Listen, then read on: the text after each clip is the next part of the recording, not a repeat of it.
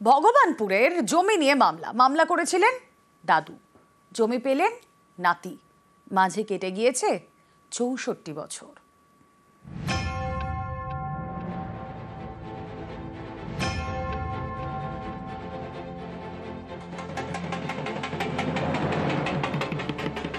কখনো মহকুমা আদালত, কখনো জেলা আদালত, কখনো আবার হাইকোর্ট।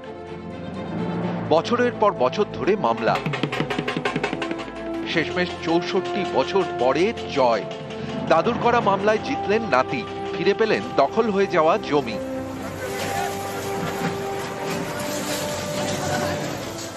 তখন মেদিনীপুরের ভগবানপুর, এখন পূর্ব মেদিনীপুর। এখানকার বাসিন্দা শৈলেন্দ্রনাথ সাউ। তার জমি জবরদখল করে নেওয়ার অভিযোগ ওঠে প্রতিবেশীর বিরুদ্ধে। ১ কাঠা জমি জবরদখল করে ৪টি দোকান তৈরি করা হয় বলে অভিযোগ। এ নিয়ে ১৯৬১ সালে মেদিনীপুর জেলা আদালতে মামলা করেন শৈলেন্দ্রনাথ।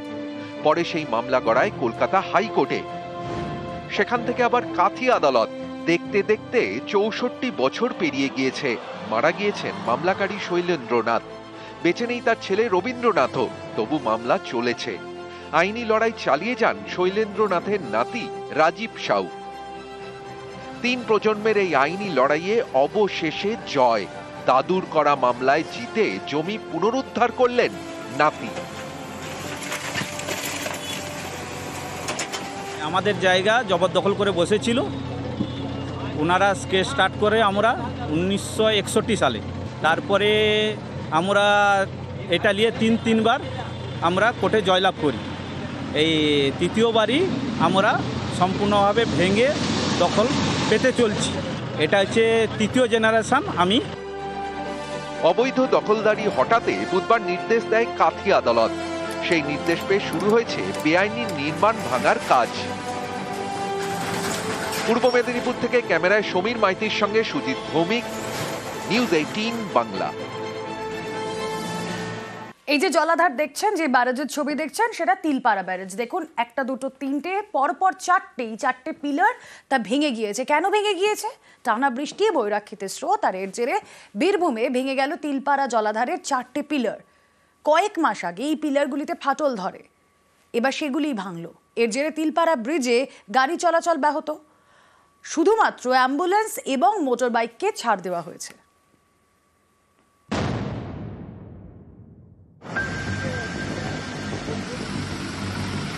নদী ফুঁসছে, ভেঙে গেল তিলপাড়া জলাধারের 4টে পিলার।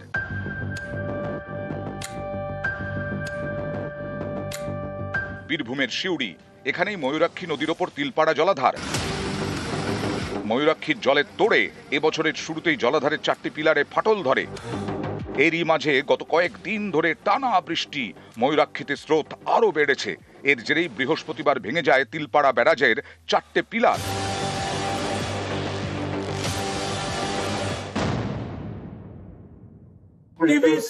স্বেচ্ছাচারী দল ছাড়া একেবারে পশ্চিমবঙ্গকে যেমন পচিয়ে মারার চেষ্টা, তেমনি তিলপাড়া ব্যারাজের উপরে আঘাত হানছে।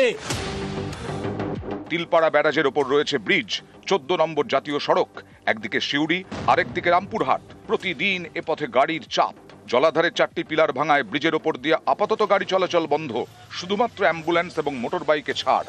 যতগুলো বাইকগুলো চলে এসছে এদেরকে একটু আস্তে আস্তে করে আমরা ক্লিয়ার করে তারপরে ফুলি রেস্ট্রিকশন হবে। বাকি ছোট গাড়ি বগেরা আমরা অ্যালাউ করছি না। আর এটা চলবে যতক্ষণ ইঞ্জিনিয়ার সাহেব যতক্ষণ বলবেন রিপেয়ার চলছে, ততক্ষণ আমাদের রেস্ট্রিকশন চলবে। বড় গাড়ি তো আগে থেকে বন্ধ ছিল, কিন্তু এখন ছোট গাড়িও রেস্ট্রিকশন করা হচ্ছে।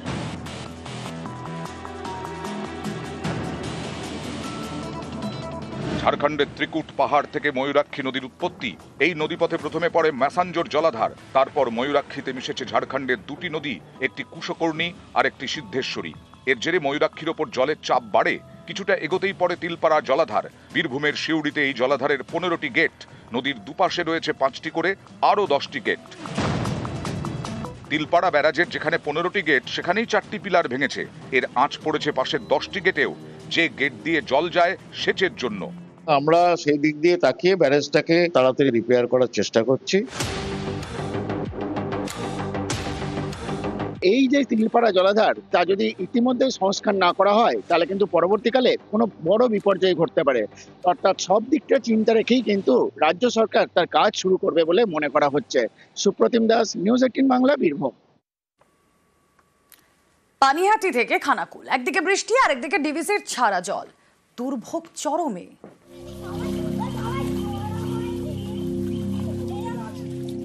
বাড়িতে জল, স্কুলের ভিতরেও জল।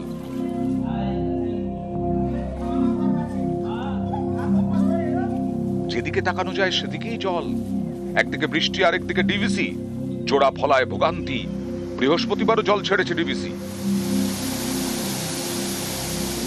বৃহস্পতিবার 59,500 কিউসেক জল ছাড়া হয়। মাইথন জলাধার থেকে 31,500 কিউসেক এবং পাঞ্চেত থেকে 28,000 কিউসেক জল ছাড়া হয়। হুগলির খানাকুল, মাসখানেকের ওপর জলে জল। খানাকুলের কামদেবপুর প্রাইমারি স্কুলে জমা জলে ভোগান্তি। দাঁড়িয়ে আছি খানাকুল 2 নম্বর পঞ্চায়েত এলাকার কামদেবপুর প্রাথমিক বিদ্যালয়ে।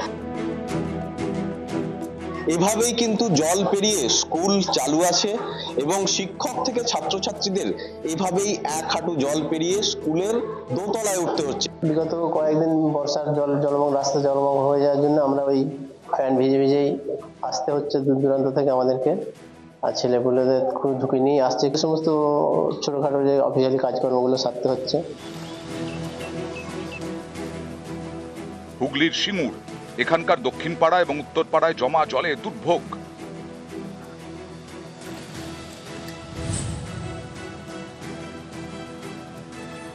উত্তর 24 পরগনার পানিহাটি পুরো এলাকা, এখানকার 15 নম্বর ওয়ার্ডের বিস্তীর্ণ এলাকায় বৃষ্টির জমা জল। সপ্তাহ 2 ধরে চলছে এই ভোগান্তি। আমাদের জল বেরোনোর কোনো ব্যবস্থা নেই, নিকাশি ব্যবস্থাটাই নেই আমাদের এখানে, যার জন্য চারদিক উঁচু। আমাদের এখানটা মধ্যেখানটা একটা পুকুরের মতো জলটা আটকে থাকে, প্রচন্ড কষ্ট হচ্ছে। প্রত্যেকটা বাড়িতে সিনিয়র সিটিজেন আছে। নদিয়ার শান্তিপুর, এখানে টানা বৃষ্টিতে ফুঁসছে ভাগীরথী। চাষের জমিতে নদীর জল, রাস্তায় হাঁটু জল পেরিয়ে যাতায়াত, পদে পদে বিপদ। নৌকা ছাড়া তো যাওয়ার মতো লাইন নেই, এখানে রাস্তা নেই। নৌকা কিরকম সোজা আসতে পারছে না? না না, নৌকা ভেসে চলে যাচ্ছে, ওই দূর দিয়ে আসবে, অনেক দূর দিয়ে, অনেক দূর দিয়ে আসবে। মুর্শিদাবাদের কান্দি, এখানেও জলে জল। দ্বারকা নদের জলে প্লাবন পরিস্থিতি হিজলে।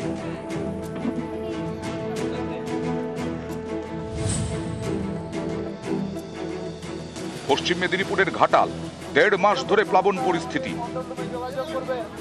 ঘাটালের বেশ কিছু এলাকায় খাবার পৌঁছে দিচ্ছে প্রশাসন। আমাদের বন্যা শুরু থেকে চলছে। আমার অফিসে রান্নাটা হচ্ছে, যেটা খুব বড় করে রান্না হয়, প্রায় 5-6 হাজার লোকের রান্না প্রতিদিন হয়। সেটা 21 তারিখ থেকে চলছে, আজ অবধি চলছে। তো আমরা চালাবো, যতদিন জল থাকবে ততদিন এই পরিষেবা চালাবো। নিউজ 18 বাংলা।